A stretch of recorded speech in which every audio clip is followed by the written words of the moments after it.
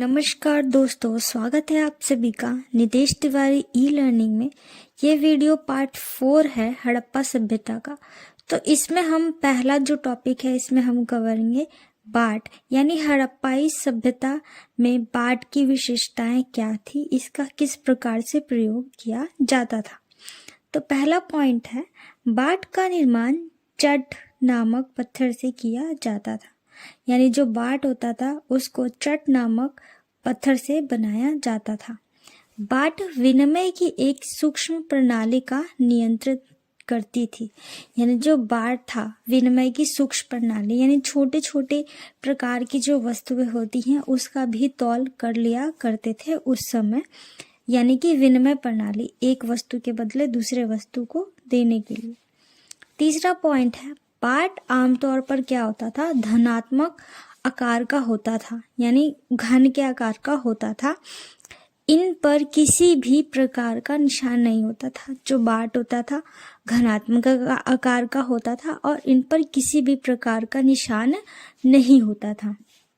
चौथा पॉइंट है, इन बाटों के निचले मानदंड द्विआधारी 1, 2, 4, 8, 16, 32 इत्यादि और 12,000 से 800 तक थे, जबकि ऊपरी भाग दशमलव प्रणाली पर अनुसरण करते थे। यानी जो ऊपरी भाग था वो दशमलव प्रणाली पर अनुसरण करता था, यानी चलता था। पांचवा पॉइंट है, ये बाट छोटे आकार की वस्तुओं को भी तौलने का काम करते थे। यानी जो छोटी चीजें होती हैं जैसे कि आभूषण और मनके, इनको भी तौलने का काम किया करते थे। तो इस प्रकार हम कह सकते हैं कि उस समय हड़प्पा सभ्यता के दौरान बाट, जो कि आज के समय भी बहुत ज्यादा महत्वपूर्ण वस्तु है, उन्होंने क्या कर लिया था, विकसित कर लिया था, जिसके द्वारा वो क्या करते थे, व्यापार की चीजों के लिए विनिमय भी किया करते थे। नेक्स्ट क्वेश्चन है, क्या हड़प्पाई समाज में शासकों का शासन था? कथन को स्पष्ट कीजिए। ये दोस्तों इम्पोर्टेंट क्वेश्चन है आपके एग्जाम के पॉइंट ऑफ व्यू से। एग्जाम में आ जाता है कि क्या हड़प्पा समाज में जो क्या था, शासकों का शासन था कि इंडिविजुअल था, कि लोग अपने आप ही सारे कामों को किया करते थे। तो इसके क्या क्या साक्ष्य मिले हम उसको जानेंगे। तो पहला पॉइंट है, मोहनजोदड़ो में मिले एक विशाल भवन को एक प्रसाद की संज्ञा दी गई, परंतु इससे संबंधित कोई भव्य वस्तु नहीं मिली। यानी जो एक विशाल भवन मिला मोहनजोदड़ो में, उसको क्या प्रसाद की भूमिका तो दी गई, लेकिन उसमें जो भव्य वस्तुएं होती हैं उसका कोई प्रमाण नहीं मिला उससे संबंधित। दूसरा पॉइंट रहेगा, एक पत्थर की मूर्ति को पुरोहित राजा की संज्ञा दी गई और यह नाम आज भी प्रचलित है। यानी कि वहां पे एक मूर्ति मिली जो कि क्या थी, एक पुरोहित राजा की थी, जो कि आज भी वहां पे क्या है, प्रचलित है। तीसरा पॉइंट है, कुछ पुरातात्विद इस मत से है कि हड़प्पा समाज में शासक नहीं थे तथा सभी की स्थिति समान थी। यानी जो पुरातात्विद है वो कहते हैं कि नहीं, हड़प्पा सभ्यता में किसी भी प्रकार के शासक का शासन नहीं था। वहां पे जो लोग थे इंडिविजुअल रहते थे, यानी सभी की स्थिति क्या थी, एक समान थी, ना कोई बड़ा था ना कोई छोटा था। फोर्थ पॉइंट है, कुछ पुरातात्विद यह मानते हैं कि यह कोई एक नहीं बल्कि कई शासक थे, जैसे कि मोहनजोदारो, हड़प्पा आदि के अलग अलग शासक राजा होते थे। यानी जो पुरातात्विद है कहते हैं कि यहाँ पे एक राजा नहीं जबकि अलग अलग राजा हुआ करते थे। जैसे कि हमें पता है मोहनजोदारो और हड़प्पा अलग अलग जगह पे स्थित थे एक ही जगह पे, लेकिन अलग अलग जगह पे स्थित थे। जैसे कि हड़प्पा को निचला शहर कहा जाता था और मोहनजोदड़ो को दुर्ग कहा जाता था। तो इस प्रकार हम कह सकते हैं कि दोनों जगह के क्या अलग अलग शासक रहे होंगे। पांचवा पॉइंट है, इतिहासकार यह भी तर्क देते हैं कि यह एक ही राज्य था, जैसे कि पुरातात्विदों में समानताओं, निजित वस्तुओं के स्रोतों के समेत स्थापित होने की यह स्पष्ट देते हैं। जो इतिहासकार हैं वो मानते हैं कि नहीं, ये क्या थे, एक ही थे, क्योंकि पूरा वस्तुएं मिले पुरातात्विदों को, वो दिखाती हैं कि यहाँ जो मोहनजोदड़ो था और जो हड़प्पा था उन दोनों में ही क्या था, कॉमन था, यानी समान था। तो हम कह सकते हैं कि वो अलग अलग नहीं, एक ही राज्य हुआ करते थे। छठा पॉइंट है ये होगा, अभी तक की स्थिति में अंतिम परिकल्पना सबसे युक्ति संगत प्रतीत होती है, क्योंकि यह कदाचित संभव नहीं लगता कि पूरे समुदायों तथा इकट्ठे ऐसे जटिल निर्णय लिए और क्रियान्वयन किए जाते होंगे। यानी कि अभी तक ये नहीं पता हो सका है कि क्योंकि इतने सारे लोग एक साथ मतलब मिलके एक जटिल कैसे क्रियाकलाप कर सकते हैं। 7वां पॉइंट यह है, हड़प्पा वस्तुओं में अधिक असाधारण एक रूपता मिलती है। यानी कि वहाँ पे एक मतलब असाधारण, वहाँ पे क्या है, सभी चीज़ें क्या मिलती है, एक समान ही दिखाई पड़ती हैं। 8वां पॉइंट है, ईंटें जिनका उत्पादन स्पष्ट रूप से किसी एक केंद्र पर नहीं होता था, जम्मू से गुजरात तक एक अनुपात में मिली हैं। यानी कि जो हड़प्पा सभ्यता थी वहाँ पे जो ईंटों का उत्पादन होता था वो क्या थी, एक ही अनुपात में प्राप्त की गई हैं। 9वां पॉइंट है, ईंटें बनाने और विशाल दीवारों तथा चबूतरों के निर्माण के लिए श्रम संगठन किया गया था। यानी कि जो ईंटें बनाने का कार्य था और जो विशाल चबूतरे बनाने का निर्माण कार्य था, जिस पे पहले गृह स्थापत्य से पहले निर्माण किया जाता था चबूतरे, उसके लिए क्या था, एक विशाल श्रम संगठन का निर्माण किया गया था, जिनका केवल कार्य होता था इन सभी कार्यों को संपन्न करना। हमारा अगला क्वेश्चन है, आपके एग्जाम के पॉइंट ऑफ व्यू से बहुत ज़्यादा इम्पॉर्टेंट है। हड़प्पा सभ्यता का अंत किस प्रकार हुआ। यानी हड़प्पा सभ्यता जो इतनी विकसित सभ्यता थी, लोगों को इंस्पायर करने वाली, अदर सभ्यता को इंस्पायर करने वाली सभ्यता थी, आखिर इसका विनाश कैसे हो गया, इसका अंत का कारण क्या था। तो पुरातात्विद इसके अंत के 4 कारण बताते हैं। तो पहला है अंत का समय और जनसंख्या का प्रवास। यानी अंत का समय आ गया था और जनसंख्या का प्रवास यानी एक स्थान से उठ के दूसरे स्थान तक पर विस्थापित हो जाने का समय। ठीक है, तो ऐसे साक्ष्य मिले हैं जिसके अनुसार लगभग 1800 ईसा पूर्व तक चोलिस्तान जैसे क्षेत्रों में अधिकांश विकसित हड़प्पा स्थलों को त्याग दिया गया। यानी कुछ ऐसे साक्ष्य मिले हैं जिससे हमें पता चलता है कि 1800 ईसा पूर्व तक आते आते चोलिस्तान जो कि हड़प्पा सभ्यता का स्थल था, जैसे क्षेत्रों से अधिकांश विकसित सभ्यता जो स्थल थी उनको क्या किया गया था, त्याग दिया गया था। इसके साथ ही गुजरात, हरियाणा तथा पश्चिमी उत्तर प्रदेश की नई बस्तियों में आबादी बढ़ने लगी।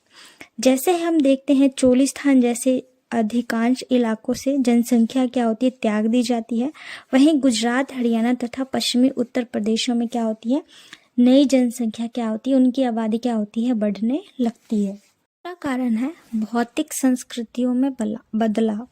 जो भौतिक संस्कृति थी क्या हो गया था, उसमें बदलाव हो गया था। ऐसा लगता था कि जो उत्तरी हड़प्पा के क्षेत्र थे 19वीं ईसा पूर्व के बाद ही अस्तित्व में आए।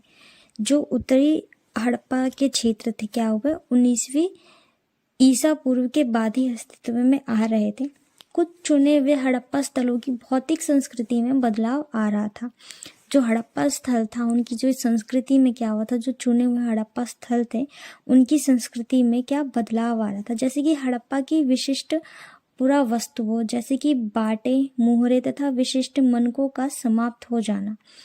जो कि हड़प्पा सभ्यता की शान हुआ करती थी, बाट, मनके तथा मोहरे, वो क्या हो गई थी, धीरे धीरे समाप्त होने लगी थी। लेखन तथा लंबी दूरी का व्यापार तथा शिल्प विशेषज्ञ भी समाप्त हो गया। हड़प्पा सभ्यता के जो लेखन कार्य थे, जो लंबी दूरी की यात्रा हुआ करती थी, शिल्प विशेषताएं थी, वो भी क्या हो गई थी, एक तरीके से समाप्त हो गई थी। तीसरा पॉइंट है उत्तरी हड़प्पा संस्कृतियां। आवासीय निर्माण की तकनीकों का ह्रास हुआ तथा बड़ी सार्वजनिक संरचनाओं का निर्माण अब बंद हो गया। कुल मिलाकर पूरा वस्तुएं तथा बस्तियां इन संस्कृतियों में एक ग्रामीण जीवन शैली की ओर संकेत करती हैं। जो आवास बनाने का कार्य था, यानी जो हड़प्पा सभ्यता की तकनीक थी, जिस तरीके से वो अपने गृह स्थापित किया करते थे, जो बड़े बड़े घरों का निर्माण किया करते थे, जो सार्वजनिक संरचनाएं हुई थी, वो क्या हो गई थी, धीरे धीरे क्या हो गई थी, बंद हो गई थी। और एक क्या हो गई थी, एक बस्ती बनाने तथा जीवन शैली तक ही सीमित रह गई थी, छोटे स्तर पर ही सीमित रह गई थी। चौथा पॉइंट है प्रभावित विघटन के कारण। यानी जो कि प्रभावित विघटन के क्या कारण थे, यानी ये भी एक कारण था।